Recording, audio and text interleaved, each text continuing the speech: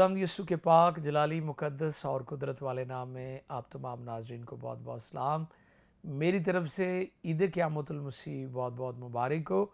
और ये ईद क़यामतुल मसीह का ख़ुसूसी प्रोग्राम है जो आप ब्रेड ऑफ लाइफ में देख रहे हैं। और आज पूरी दुनिया में यीशु मसीह के जी उठने का जश्न मनाया जा रहा है। यीशु मसीह मौत कब्र पर गालिब आया। हालेलुया। खुदावंद की तारीफ़ करते हैं कि वो जी उठा है और हमें ज़िंदा और कभी उम्मीद दी है। कलाम खुदा में लिखा है, यीशु मसीह ने कहा मैं जीता हूँ तुम भी जीते रहोगे। उसका दावा और उसका वादा, उसका दावा था कि मैं जीता हूँ, वो मुर्दों में से ज़िंदा हुआ और हमें भी वो ज़िंदगी बख्शने के लिए दुनिया में आया ताकि हम भी जिएँ और हमेशा की ज़िंदगी पाएँ। आज मुक़द्दस कलाम में से हम देखेंगे यूहन्ना रसूल की मार्फत लिखा गया इंजीली बयान और उसके 20वें बाब की पहली आयत से हम पढ़ेंगे। तो मैं चाहता हूं कि मुक़द्दस कलाम में से हम 20वां बाब और उसकी पहली आयत को देखें। कलाम खुदा में यूं लिखा है, हफ्ता के पहले दिन मरियम मगदलीनी ऐसे तड़के कि अभी अंधेरा ही था कब्र पर आई और पत्थर को कब्र से हटा हुआ देखा। बस वो शमौन पतरस और दूसरे शागिर्द के पास जिसे यीशु अजीज रखता था दौड़ी हुई गई और उनसे कहा कि खुदावन को कब्र से निकाल ले गए और हमें मालूम नहीं कि उसे कहाँ रख दिया। बस पतरस और दूसरा शागिर्द निकलकर कब्र की तरफ चले और दोनों साथ साथ दौड़े, मगर वो दूसरा शागिर्द पतरस से आगे बढ़कर कब्र पर पहले पहुंचा। उसने झुककर नजर की और सूती कपड़े पड़े हुए देखकर मगर अंदर ना गया।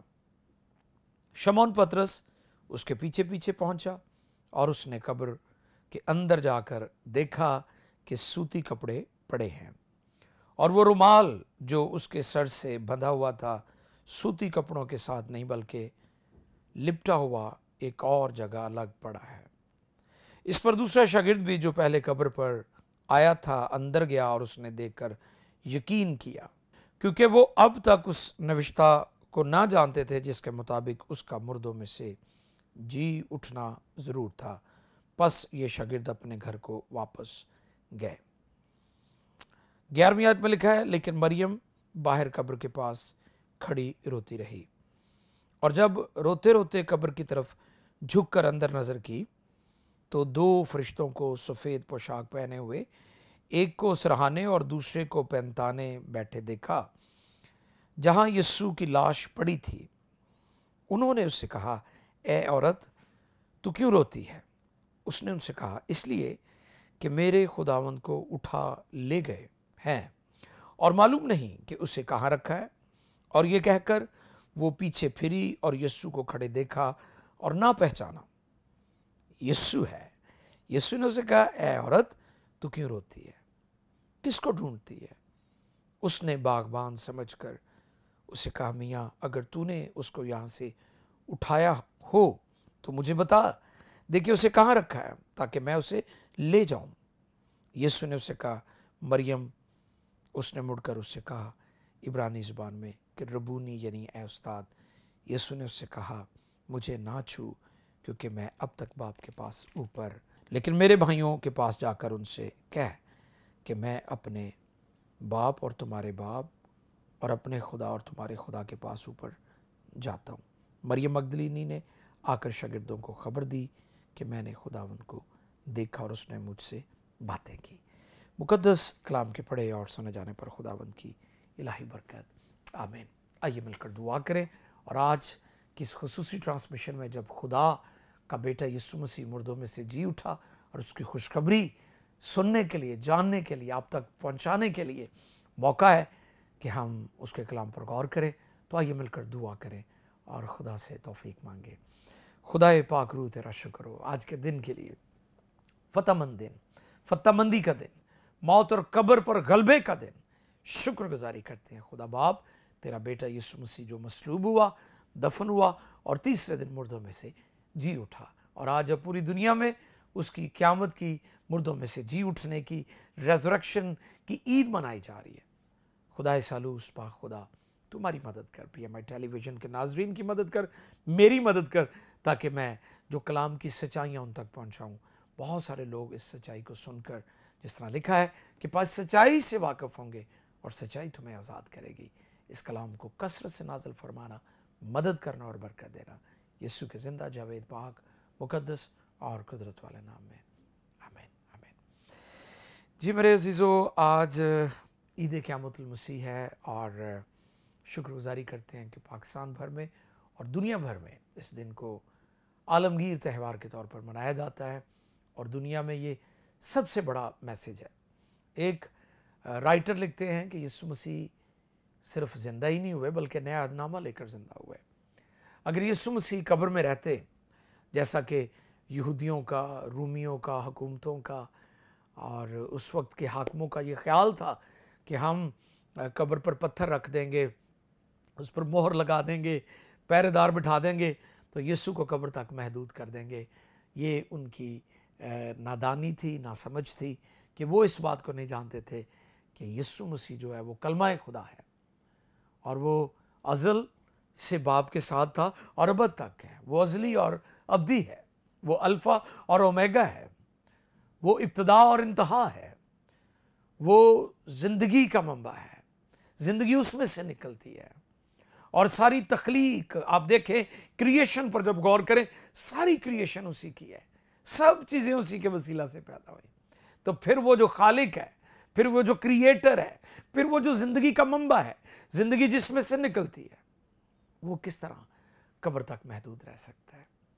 खुदा की शुक्रगुजारी करते हैं।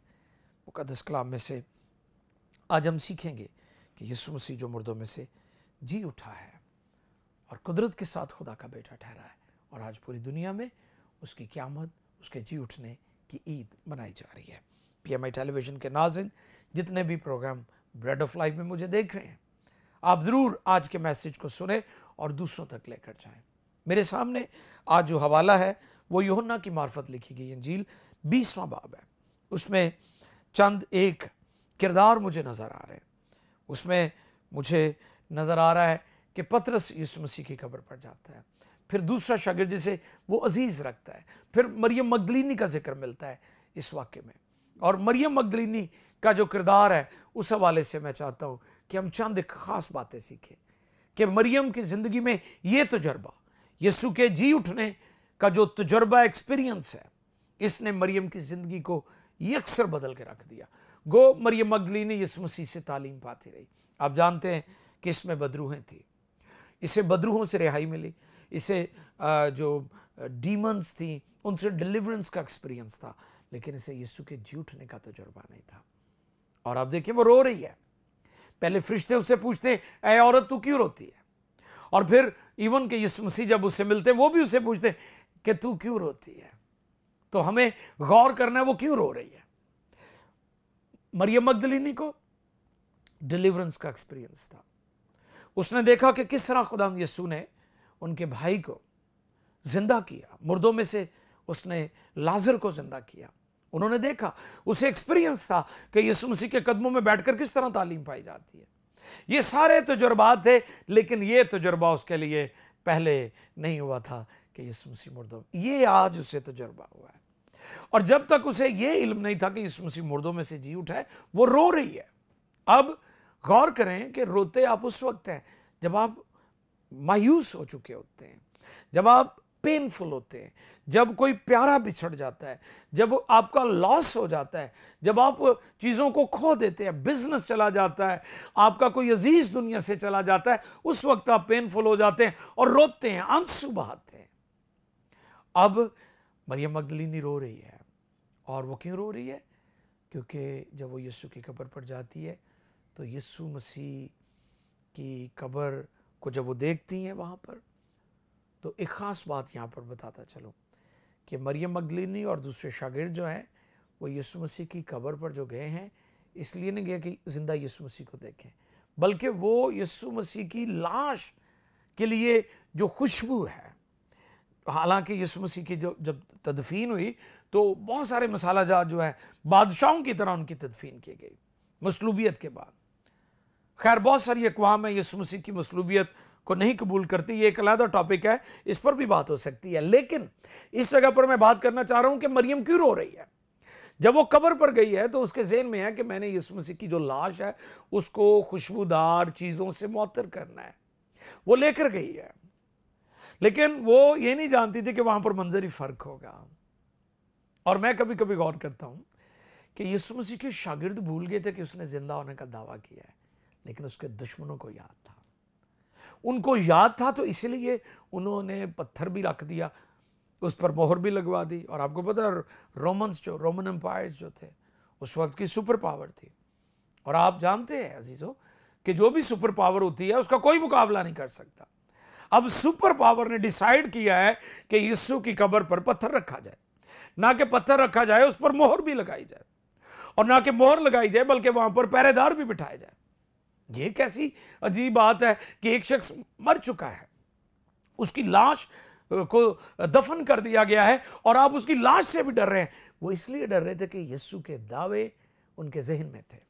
उनको याद था कि यीशु ने दावा किया था कि जिस तरह यूना 3 रात दिन मछली के पेट में रहा, उसी तरह इब्ने आदम भी मरने के बाद कब्र में रहेगा और तीसरे दिन मुर्दों में से जी उठेगा।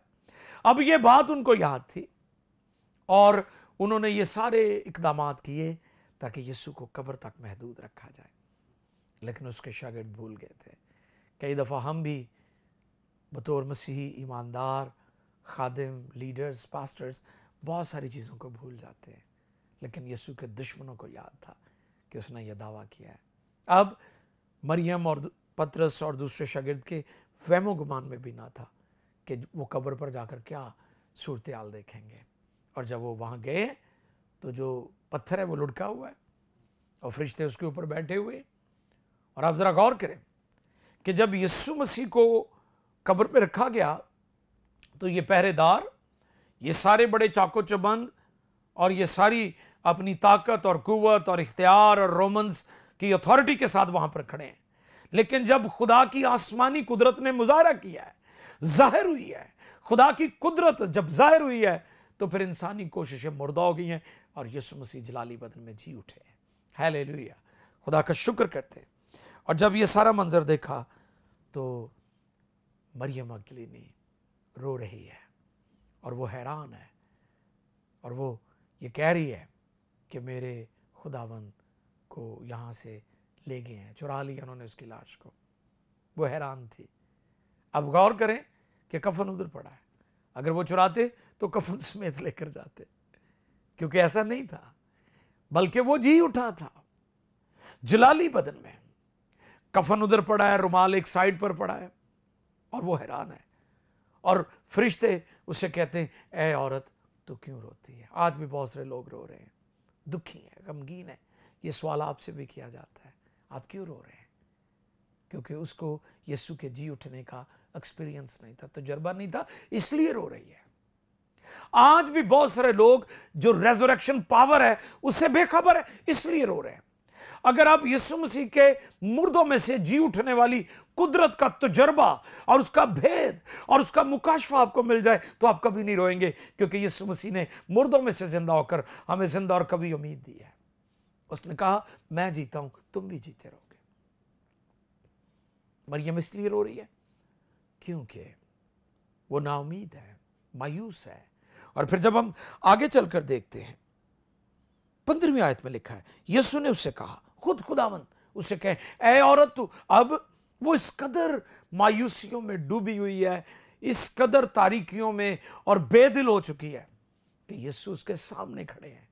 खुदावंद जो रेजरेक्टेड है, जो जी उठे हैं मुर्दों में से, जिसने कब्र, मौत और गुनाह को और इब्लीस को और बीमारियों को और बदरूहों को अपनी मौत और कफारे के वसीला से शिकस्त दे दिया है, नाकाम कर दिया है, वो उसके सामने खड़ा है। विक्टोरियस, फतेहमंद यीशु, रेजरेक्टेड लॉर्ड, मुर्दों में से जिंदा होने वाला खुदावंद उसके सामने खड़ा है। लेकिन आप अंदाजा लगाएं, वो इस कदर मायूस है, परेशान है, बेदिल हो चुकी है और वो यीशु को पहचान नहीं रही। उसकी बरकत, उसका मौजज़ा, उसका खुदावंद, उसकी शिफा, उसकी नजात उसके सामने है, लेकिन वो मायूसियों में इस कदर फंसी हुई है कि उसे अपनी बरकत भी नज़र नहीं आ रही, उसे उसे पहचान नहीं है कि मेरा खुदावंद मेरे सामने है। आज भी बेशुमार लोग इस कदर मायूसियों, तारीकियों में डूबे हुए, बेदिल हो चुके, नाउमीद हो चुके, हालात से, वाक़यात से, सेहत के मुतल्लिक़, बिजनेस के मुतल्लिक़, बच्चों के हवाले से, फैमिली लाइफ के हवाले से इस कदर लोग मायूस हो चुके हैं। उनकी ब्लेसिंग्स, उनकी बरकतें उनके सामने, लेकिन वो उनको पहचान नहीं रहे, रिसीव नहीं कर पा रहे। खुदावंद उसके सामने खड़े हैं और वो पहचान नहीं रहे, और खुदावंद यीशु मसीह को बागबान समझ रहे हैं। अगर आप देखें तो लिखा है, उसने बागबान समझकर उससे कहा, मियाँ अगर तूने उसको यहां से उठाया तो मुझे बता दे। खुदावंद को कह रही है, वो खुदावंद जो मुर्दों में से जी उठा है, जो कब्र पर गालिब आ चुका है, जो अपने कहने के मुताबिक, यहां पर यह भी मैं बताना चाहता हूं, यीशु की मौत हादसा नहीं है, यीशु मसीह की मौत इत्तेफाक नहीं है, या चलते चलते जैसे कई वाकयात हो जाते, नहीं, ये नबियों की पेशन गोइयों के मुताबिक है। बाइबल मुकद्दस और दूसरे अदयान की किताबें भी बताती हैं। दूसरे अदयान जो है उनकी किताबों में भी लिखा है कि यीशु मसीह मसलूब होंगे, यीशु मसीह कफारा देंगे, अपनी जान देंगे, मर जाएंगे और मुर्दों में से जी उठेंगे। यीशु मसीह की मौत नबियों की पेशन गोइयों के मुताबिक, यीशु मसीह का दफन होना, सलीब पर लटकाया जाना दो डाकुओं के दरमियान, नबियों ने कई सदियों पहले इसके बारे में नबूवतें की और वो नबूवतें पूरी हुई, उनकी तकमील हुई। और फिर यीशु मसीह का मुर्दों में से जी उठना खुद खुदावंद ने फरमाया था, नबियों की पेशन गोइयों को कोट किया कि जिस तरह यूना 3 रात दिन मछली के पेट में रहा, उसी तरह इब्ने आदम भी रहेगा और तीसरे दिन मुर्दों में से जी उठेगा। तो यीशु मसीह मरियम के सामने खड़े हैं जिंदा होने के बाद, रेजरेक्टेड लॉर्ड, वो खुदावंद जो मुर्दों में से जी उठे हैं, ही इज रिजन इंडीड, वो जी उठा है, वो उसके सामने खड़े हैं और वो उसको पहचान नहीं रहे। मैं इसकी मिसाल इस तरह भी दे सकता हूं कि एक परिंदा जिसको एक पिंजरे में रखा गया है और कई साल पिंजरे में रहने के बाद पिंजरे का जो दरवाजा खोल दिया जाए, और दरवाजा खोल दिया गया है। अब पिंजरा जो है जिसमें वो परिंदा कैद है कई सालों से, उसके सामने दरवाजा खुला है। परिंदा उस दरवाजे, खुले दरवाजे में से आजाद होने की बजाय सलाखों के साथ टकरे मार रहा है। इसी तरह मरियम की भी हालत है। जिंदा खुदावंद उसके सामने खड़े हैं, उसने फिरदौस के दरवाजे खोल दिए हैं, उसने बरकतों के दरवाजे खोल दिए हैं, उसने बहिश्त के दरवाजे खोल दिए हैं। वो दरवाजा जो आदम और हवा के गुनाह के बाइस बंद कर दिया गया था, खुदा ने पहरा लगा दिया था, लेकिन खुदा ने शोला जन तलवार का पहरा लगा दिया, डोर बंद हो चुका आदम और हवा के लिए। अब यीशु मसीह ने उस दरवाजे को खोल दिया और इसलिए वो कहता है, राह, हक और जिंदगी मैं हूं, डोर, दरवाजा मैं हूं। अब वो दरवाजा खुला हुआ है और परिंदा बजाय उस दरवाजे से निकलकर आजाद हो जाए, सलाखों के साथ टकरे हुए। और यही कंडीशन मरियम मगदलीनी की भी है। वो उस नजात दहिंदा को जो उसके सामने खड़ा है उससे कबूल करे, उसे देखे, उस पर गौर करे। वो कह रही है, उसे बागबान समझ रही है। आपकी हालत भी तो ऐसी नहीं है कि आप यीशु मसीह जो मुर्दों में से जी उठे और हमें ज़िंदगी देने के लिए दुनिया में आए हैं, क्या आपकी कंडीशन मरियम मगदलीनी जैसी तो नहीं कि दरवाज़ा तो खुला है, उसने तो हमारे लिए दरवाज़ा खोल दिया है, हमने सिर्फ उस दरवाजे में से दाखिल होना है। और अक्सर एक मैं बात कहता हूँ कि हम दरवाज़ा खोलने के लिए ज़ोर ना लगाएं, दरवाज़ा तोड़ने की कोशिश ना करें, उन दरवाज़ों से दाखिल हों जो हमारे लिए खुले हैं। तो यहाँ पर मगदलीनी जो है वो बहुत अफसुर्दा है, मायूस है और बेदिल हो चुकी है, और वो खुदावंद यीशु मसीह को जो मुर्दों में से जी उठे हैं बागबान समझ रही है। और वो समझ रही है कि बागबान जो था वहाँ पर उस बाग में जहाँ पर वो कब्र थी, उसने मेरे खुदावंद की लाश को चुराया। लेकिन उस पर जब ये वाज़े हुआ, मुक़द्दस कलाम में लिखा है 16 देखे, यीशु ने उसे कहा मरियम। उसने मुड़कर उससे इब्रानी ज़ुबान में कहा रबूनी, यानी ए उस्ताद। Praise God. अब उसे पता चल गया है। अब मरियम की ज़िंदगी में जो एक्सपीरियंस हुआ है ये जलाली एक्सपीरियंस है, ग्लोरियस ग्लोरियस जलाली एक्सपीरियंस है। उसकी ज़िंदगी में और बहुत सारे एक्सपीरियंस थे यीशु मसीह की मिनिस्ट्री में, उसने बहुत कुछ देखा था, लेकिन ये तजुर्बा मुनफरिद था, यूनिक था, ज़बरदस्त था, जलाली था, ऑसम था। और इस एक्सपीरियंस ने मरियम मगदलीनी की ज़िंदगी में जो रोने वाली बात थी उसको हमेशा हमेशा के लिए ख़त्म कर दिया। फिर कभी किसी ने मरियम मगदलीनी से नहीं पूछा, ऐ औरत तू क्यों रोती है, क्योंकि जिस बात के लिए वो रो रही थी अब उसे पता चल गया है कि मेरा खुदावंद कब्र में नहीं है, मेरा खुदावंद मुर्दों में नहीं है, मेरा खुदावंद मुर्दा नहीं है, बल्कि वो मुर्दों में से जी उठा है। हम शुक्रगुजारी करते हैं कि जिस यीशु की हम मुनादी करते हैं उसकी इंजील सुनाई जाती है।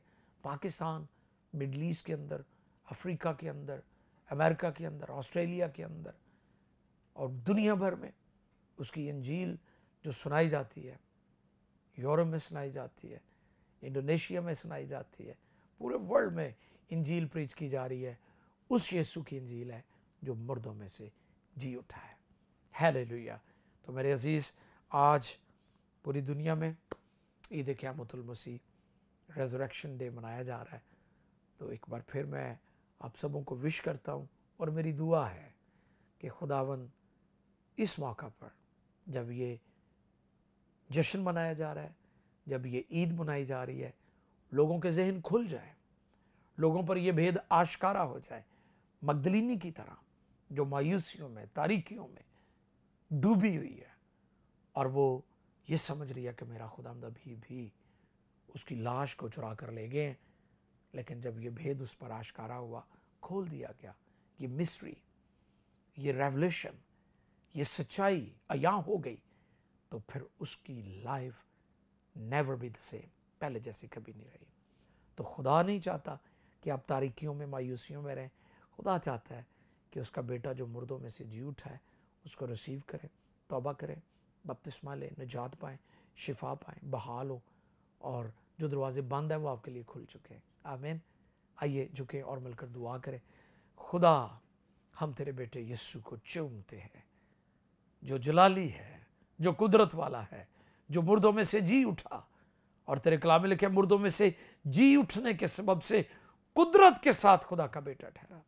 तेरा शुक्र, वो जी उठा है और उसी की मुनादी पूरी दुनिया में की जाती है, उसकी इंजील पूरी दुनिया में सुनाई जाती है। हम शुक्रगुजारी करते हैं।